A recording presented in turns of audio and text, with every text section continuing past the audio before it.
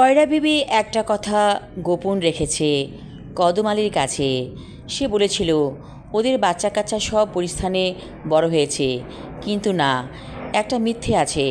যেমন কয়রা বিবি এবং কদম আলীর সন্তান আরিয়ানা, তাদের মেয়ে, সে পড়ছে ঢাকা বিশ্ববিদ্যালয়ে এবং সে পৃথিবীতেই বাস করে। এ কথা কদম আলী জানে না। কয়রা বিবি তাকে হোস্টেলে রেখে পড়াচ্ছে এবং মেয়েটি চেয়ারম্যানের ছেলেকে ভালোবাসে। এই কারণে চেয়ারম্যান এত রাগ হয়েছে, যার কারণে কয়রা বিবিকে বন্দি করতে বলেছে কদম আলীকে। অথচ কদম আলী কিছুই জানে না। চেয়ারম্যান বাসায় এলো কদম আলীর, বলল, ও কদম আলী, তোমাকে তো আমি একটা কাজ দিয়েছিলাম, কাজটা করছো নি? কদম আলী বলল, আরেকটু ভাইবা দেখি। চেয়ারম্যান রেগে বলল, তুমি জানো না তোমার মেয়ের সাথে আমার ছেলের প্রেম চলছে? কদম আলী অবাক হয়ে বলল, কই, এই কথা তো আমি জানি না। চেয়ারম্যান বলল, তুমি জানবা কেমন করে? পরি তো তোমাকে লুকাইছে সব কথা। আমার ছেলে আশিক ভার্সিটিতে পড়ে, তার সাথে তোমার মেয়ে প্রেম করে বেড়াচ্ছে। আমি চাই না একটা পরীর সন্তান আমার ছেলের বউ হোক। আমার একটিমাত্র ছেলে, মানুষের সন্তান বিয়ে করাবো, পরীর বাচ্চা কেন? কদম আলী বলল, তাই নাকি? এই কথা তো আমাকে কয়রা বিবি বলে নাই। বলবে কেন? ও তো একটা দুষ্ট পরী, তোমার বড় বউকে মেরে ফেলেছে, আর তুমি এই পরীর জন্য জীবনটাই বিকিয়ে দিলা। কদম আলী হেসে বলে, জীবন বিকায় দিলাম কই? কয়রা বিবি তো মাঝে মাঝে আমার কাছে আসতো। আমি তো ওর সন্তানদেরকে মানুষও করি নাই, সেই সব কিছু করছে। বরঞ্চ আমার ছেলেদের মানুষ করছে সে টাকা পয়সা দিয়ে। আমি কি কামকাজ তেমন করতাম নাকি?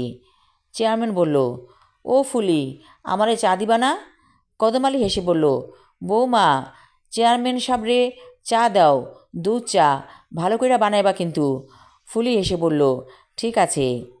কিছুক্ষণ পর ফুলি দুধ চা আর নারকেলের নাড়ু নিয়ে এলো। চেয়ারম্যান নাড়ুতে কামড় দিয়ে বলল, অবশ্য তোমার মেয়েটা অনেক সুন্দরী, আমার ছেলে পাগল হবেই না কেন? আমি ওকে দেখেছি, অনেক সুন্দর মেয়ে। কদম আলী মুচকি মুচকি হাসছে। এই মেয়েটাকে সে দেখেনি, তাকে দেখতে যেতে হবে। সে চেয়ারম্যানকে বলল, আমি ওরে দেখতে চাই। চেয়ারম্যান বলল, তুমি তো দেখতে পারবা না, কয়রা বিবির অনুমতি লাগবে। কয়রা বিবি যদি অনুমতি দেয় তাহলেই তো তুমি দেখতে পারবা, তাই না? চা আর নাড়ু খেয়ে চলে গেল চেয়ারম্যান। কদম আলী হেসে ফেলল। দেখল সে চেয়ারম্যানের মনটা অনেক নরম হয়েছে। হয়তো কয়রা বিবি আশেপাশেই আছে।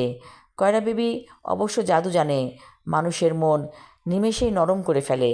কয়রা বিবি এবার দৃশ্যমান হলো, কাছে এসে বলল, চেয়ারম্যানের বাসায় আশিক এসেছে, তার সাথে আমাদের মেয়েও আছে। চেয়ারম্যান খুব খুশি, ওদের দুজনের বিয়ে দিতে চায়। কদম আলী বলল, কি বলো তুমি? চেয়ারম্যান তো একদম রেগেছিল। কয়রা বিবি হেসে বলল, এখন আর রাগ নাই, ওদের বিয়ে হবে। কদম আলী বলল, কয়রা বিবি, তুমি এখনও এত ভান জানো? আসলেই তোমরা পরীদের আমরা মানুষেরা কিছুতেই বুঝতে পারি না। কয়রা বিবি হেসে ফেলল। কদম আলীর কাছে মনে হলো সে যেন নতুন এক কয়রা বিবিকে চোখের সামনে দেখছে।